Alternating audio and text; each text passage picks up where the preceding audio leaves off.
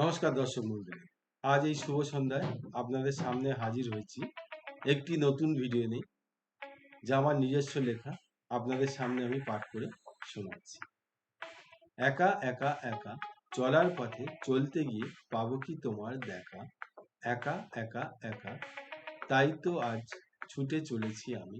একা একা একা প্রশ্নের মানে নিজেকে করি বারে বারে। পেতে চাই তোমার দেখা, শুধু তুমি আমি।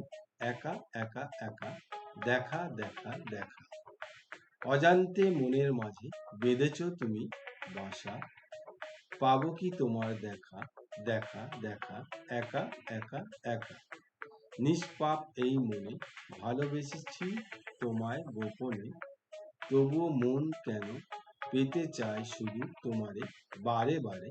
দেখা একা দেখা একা একা একা তুমি থাকো হৃদয় জুড়ে, আর থেকো না দূরে।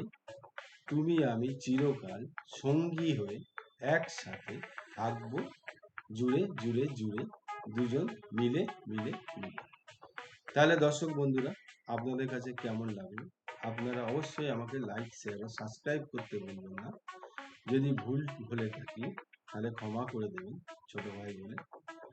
আগামী পর্বে আবার হাজির হবো একটি নতুন ভিডিও নিয়ে। ততক্ষণের জন্য নমস্কার।